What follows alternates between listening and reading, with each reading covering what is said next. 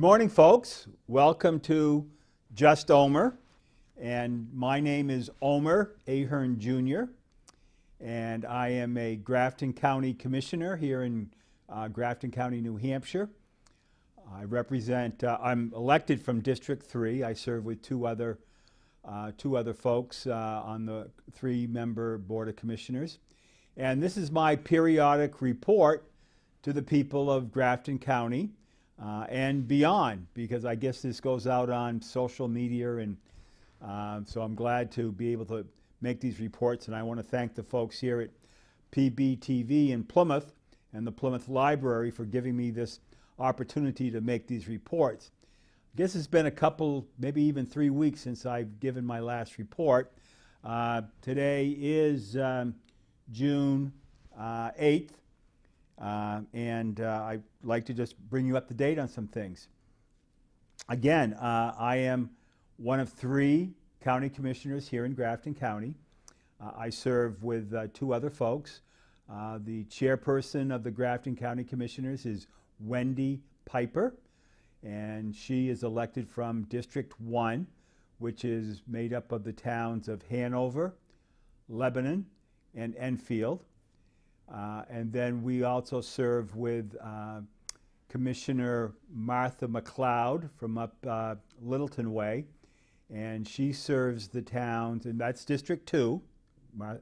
Commissioner McLeod is the District 2 County Commissioner, and she is elected from the towns in the northern and western part of Grafton County. And again, I'm the District 3 County Commissioner, and I'm elected from the towns in the eastern and southern part of Grafton County. Right now, we're going through the budget process.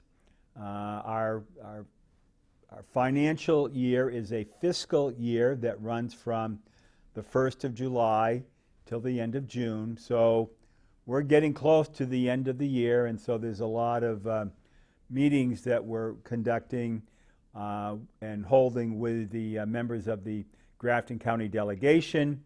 The Grafton County delegation is made up of the elected state representatives from Grafton County. So your state representatives, they kind of wear 2 hats. They make laws down in Concord that affect the entire state of New Hampshire, and then they are pretty much responsible for the ultimate financial affairs and a few personnel issues if they come up in the county. Now, county government was established back in the 1870s when the town poor houses weren't quite working out. So the county government is established by state statute to do primarily 3 things. Number 1, and again, this is by state statute from the 1870s, and it's still in effect today. The counties are responsible for the operation and maintenance and running of a county nursing home. And we are also responsible for the operation and the maintenance and the running of a house of correction and jail.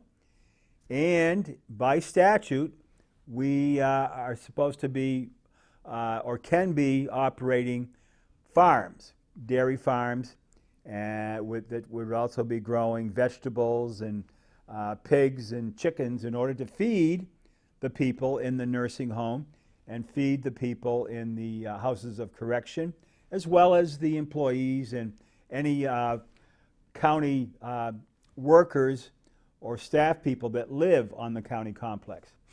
One of the things that's kind of unique to Grafton County is the County Superior Court, State Superior Court, Grafton County Superior Court, is also located on the county campus, county complex in North Haverhill, New Hampshire. So we're responsible for running all of these operations. From my point of view, and I have served as a state legislator, I have also served as a town selectman for the town of Wentworth. Been on a couple of budget committees for different towns over the years. And now I'm serving again as a county commissioner. And what has happened over the years, which has really made things a little more difficult in order to run the county homes, the county farms, the county houses of correction, is all of the rules and regulations, and some of which, in my opinion, are not necessary. But what some of these rules and regulations do, it just creates more cost to the running and the operations of our county facilities. And ultimately, that cost falls back ultimately on the taxpayers of the county. And so that's one of the jobs that I have, is to try to make sure we are operating Grafton County home, house of correction, and farm, and the ancillary things that we have picked up, which I talk about occasionally, to provide the best care for the residents in the nursing home, to provide the safe incarceration of the inmates in the house of correction, that we can do. But ultimately, that whole ultimate cost falls onto the taxpayers. The county does have some sources of income, which is one of the things that's very important to the putting together of the county budget. Again, this has been a kind of a very interesting time of year because of all the meetings that we've been going to. Normally, the commissioners will meet once a week. Occasionally, there may be one or two other meetings per month with the county delegation executive committee. But normally, the commissioners just meet once a week on a Tuesday. And those meetings can be available to members of the public via Zoom. We also have the minutes of those meetings are also made available on the Grafton County website.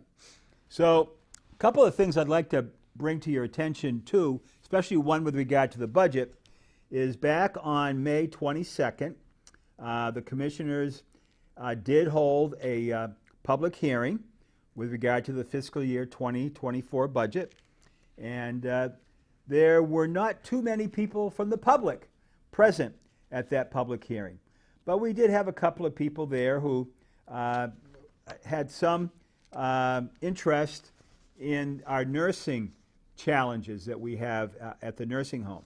So again, there was this public hearing that we have to provide by statute to the members of the public. And this public hearing was held up in North Haverhill. It started at 6 o'clock in the evening, and so we made time for the public to be able to come in and talk with us. Of course, right now the biggest issue, and I'm going to talk a little bit more about that when I talk with you about the Human Resource Director's report. Our main challenges right now, and that are affecting especially our county budget for fiscal year 24, is the lack of nursing staff in the nursing home and the lack of corrections officers in the Department of Corrections, and the lack of finding help to work on the farm. And that has created some issues such that we had to reduce the size of the milking herd at the county farm. And so as a result of that, there's less milk being sold to Agrimark, so a little bit less income coming into the farm. So we'll talk a little bit more about that as we go along. So the commissioners did meet on Tuesday of this week, June 6th, and we did have the first, after we do the Pledge of Allegiance, we did the first person to come in and talk with us was Tom Andrus. He is the director of the County Dispatch Center under the Sheriff's Department, and he presented a billing report of what is going to be billed to the various police departments and other agencies that do dispatching, and what would be the amounts that would be billed to each one of the communities and agencies that take advantage of our dispatch services. Then we had the second person on the agenda was Craig Labor, who is the nursing home administrator, and he meets with us every month. Craig has been with us for about, I think, almost 11 years now as our county nursing home administrator, and he gives us a monthly report, and one of the first item on the report is what the census is in the nursing home. Now, we have a 135-bed nursing home. Unfortunately, for the last 3 years, we have not been able to fill all 135 beds, entirely based upon the fact that we don't have enough nursing staff. The nursing staff that is required by federal and state rules and regulations on the ratio of nursing staff to the number of residents in the nursing home. And so that is creating quite a challenge to us. It's a challenge that Mr. Labor has offered some new suggestions, and those are now being considered by the county delegation. But on his report on Tuesday, he told us what our census was. Our total census is 93 people in the nursing home, 93 residents. For our Medicare residents, that is, Medicare is paying a lot of their daily rates at the nursing home. We have 63 Medicaid residents, and of course Medicaid is state welfare. We have 4 Veterans Administration residents in our nursing home, and 1 more was planned on being admitted on yesterday, the 7th of June. We had 4 people in our nursing home who were on hospice care, and then we had 18 private pay residents. And at this time, we had budgeted for this time period in fiscal year 23, 2 Medicare, 73 Medicaid, 3 VA. We hadn't budgeted for any hospice people, and we had budgeted for 22 private pay, giving us a census that we had budgeted for of 100. So we are 7 people lower in our present census than what we had budgeted for. Over the last month, we had 6 admissions. We had 2 residents who passed away, and then we had 2 residents who were discharged. Mr. Labor also talked about a landscape project update that will be funded almost entirely by the American Rescue Plan funds, ARPA, also known as ARPA, and the commissioners have approved construction of this to kind of improve the areas outside the nursing home to make them a little bit more appealing to the residents. I can tell you this, one of the things the residents in the nursing home really enjoy seeing are the cows and the heifers, the smaller animals, calves that are in the dairy barn. And the dairy barn is right out behind the nursing home. And again, a lot of our residents, due to their age and things, a lot of them were raised on farms, and their families had cows and pigs and chickens. And so we're trying to, recreate a little bit, as much as we can, that country environment, but they love to see the cows. So to me, this is an important part of why we have that farm, our farm up there in Grafton County. And then we talked about how we can do some things with our wages in the budget. and do what they call a targeted wage increase. So we're working on that to try to do something with the wages. Yes, it's going to involve an increase in wages for the nursing staff. We've already provided an increase in this year's budget that was going to be an over the entire complex increase in hourly wages, but because we have the two especially difficult situations with the nursing home and the House of Correction, Department of Corrections, we've got to make some further difficult decisions. So we appreciate the work that Craig Labor and his entire team does at the nursing home. I've had a chance in the last couple of months to walk through the nursing home, and it's a very wonderful nursing facility. I grew up at the Sullivan County Home in Unity, New Hampshire, and where my mom and dad were the co-administrators of the nursing home, among other things. And so I'm very familiar with how the operations of nursing homes go. And Craig Labor and his team is doing a great job. Thank you, Craig. The next person on the agenda was Karen Clough, the Human Resource Director. And so a lot of the information that I give you about our employment situation is based upon the reports that we get from Karen Clough, the Human Resource Director. So here is Karen's report. And what that boils down to is this. The first item on her report every month is new hires. So in the nursing home, there were no new hires in the last month, but we did have 2 new hires in the Department of Corrections, one being a full-time corrections officer and one being a full-time cook. Then we had a new hire in the county attorney's office, one full-time assistant county attorney. Now, yes, we have the new hires first, but then the next section is separations, people who have left for whatever reason the employment of Grafton County. And I did not, there were no new hires at the nursing home in the last month, and yet we had 3 separations from the nursing home. We had 3 full-time people leave the nursing home. One was a full-time activity aide, one was a full-time dietary aide, and one was a full-time unit aide.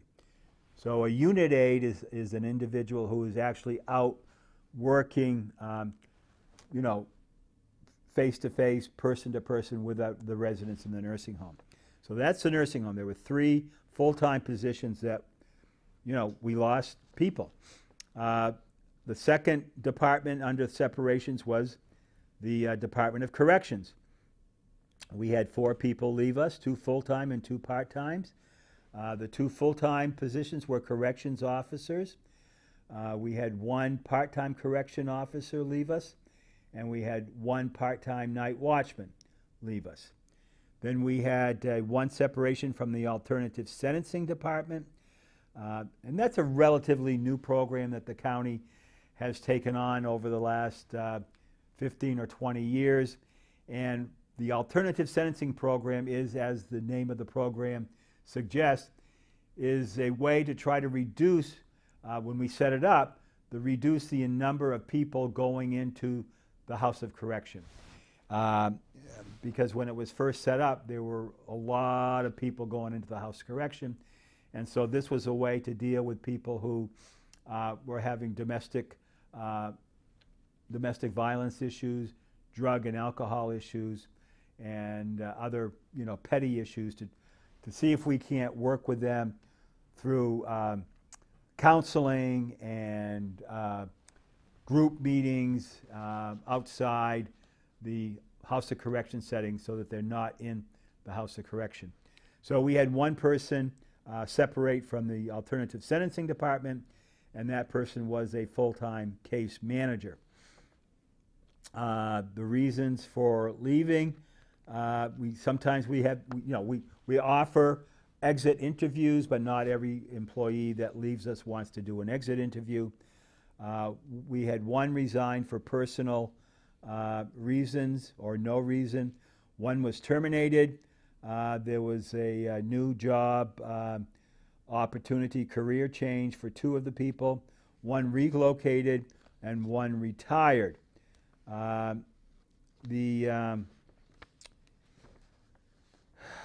So what we're looking for now, this is where I need you folks to pay attention and listen carefully. These are the positions we're actively looking to fill right now, where we really need to have some new employees willing to come in and work. And again, we've increased the wages, and we have some very excellent plans, retirement plans and benefits. We have some excellent benefits. So we're looking for 12 people in the nursing home, in the nursing department. 11 would be intermittent. No, these are our leave of absence, excuse me. We have 12 out for leave of absence in the nursing home. Non-nursing, we have 7 people out for leave of absences. We have 2 people out of the Department of Corrections. We have 2 people out of the Sheriff's Department, Dispatch Center, intermittent.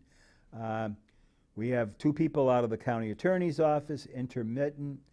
We have 1 person from the HR, Human Resource Department out, intermittent for family reasons. And we have 1 person out of the Alternative Sentencing Department, 1 person and for intermittent family reasons. So we have a total of 27 people who are in and out for various reasons. So now this is where I need you to listen in. Current jobs posted and advertised. We are looking for 39.85 full-time equivalent positions in the nursing home for licensed nursing assistants and unit aides. We are looking for 17 registered nurses and licensed practical nurses, 17. We're looking for a assistant director of nursing. We're looking for 1 full-time and 1 per diem RN and LPN in the Department of Corrections. We're looking for 12 corrections officers full-time in the Department of Corrections. We're looking for a 1 full-time cook at the Department of Corrections. We're looking for 1 full-time housekeeper and a part-time housekeeper. We're looking for 2 dietary aides. We're looking for 1 full-time cook in the nursing home. We're looking for a part-time night watchman. The Sheriff's Department is looking for a deputy sheriff and a dispatcher.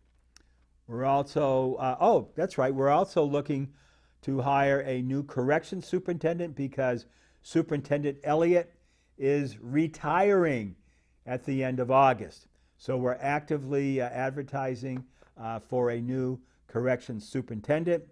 We are looking for an assistant county administrator. That's going to be a very important position, the assistant county administrator. We're looking for an activities aide. We are looking for an alternative sentencing case manager, and we're looking for a community corrections lieutenant.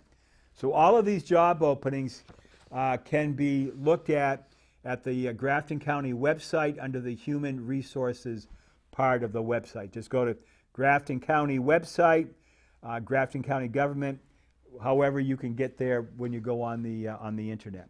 So that was essentially Karen Clough's report as the Human Resource Director.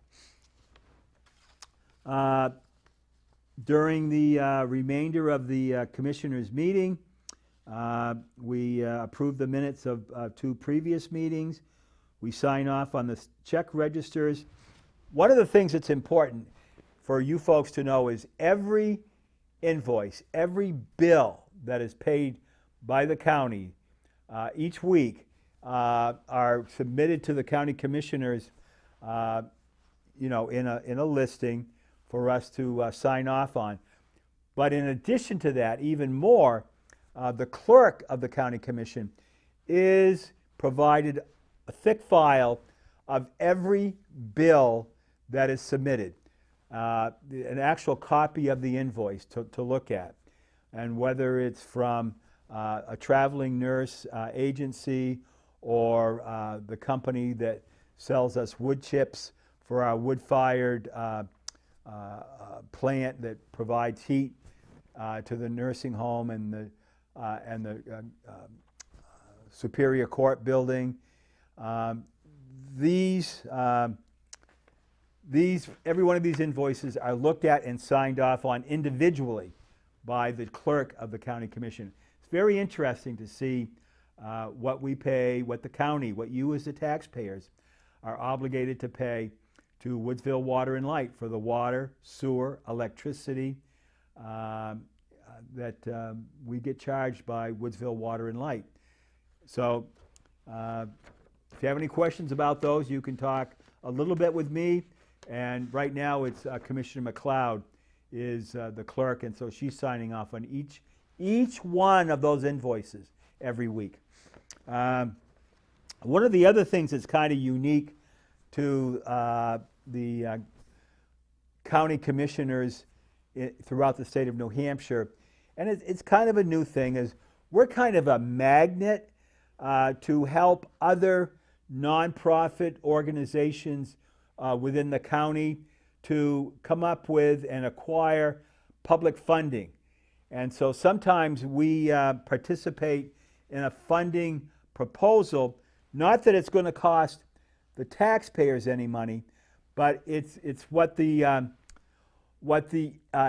outfit, the agency, the funding agency is looking for when they are trying to approve a loan application to, for example, we had two GRDC micro grants that we had to sign off on, and others. So anyway, these are some other things that were not originally intended when the county commissioner statute was initially set up. The commission has also sent a letter to the delegation along with High Sheriff Jeff Stiegler requesting permission to increase the sheriff's service fees based upon a statute that went into effect earlier this year because of the cost of everything going up. The legislature approved an increase in the sheriff's fees for serving documents and things like that. We also got the Superior Court report. This is a very interesting report because it lists all of the people that are, for lack of a better word, associated with the Department of Corrections, who are either being incarcerated or are out on work release or are out on the monitoring bracelets. And these are folks mostly from the Grafton County Superior Court, and we got a couple from the Rockingham County Superior Court. A lot of these people are in for disorderly conduct under the Controlled Drug Act, criminal mischief, stalking, fugitive from justice, violation of probation, a lot of violation of probation, burglaries, aggravated felonious sexual assault, Controlled Drug Act, just a lot of things that show that our society is having a lot of issues.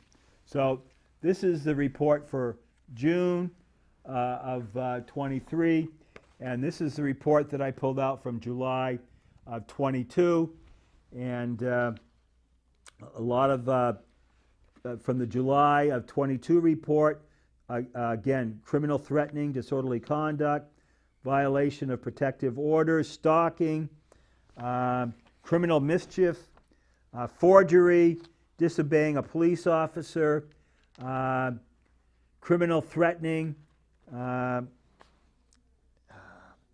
endangering the welfare of a child, just a lot of things. Child pornography, again, aggravated felonious sexual assault. So, my time is up for today. I want to thank the PBTV folks for giving me this opportunity to make these reports. I know there's so much there, but don't hesitate to give me a call. My office number is 603-764-6024, or you can reach me at my email, omer.ahern.jr@gmail.com. Thank you very much. God bless America, and God bless the granite state of New Hampshire.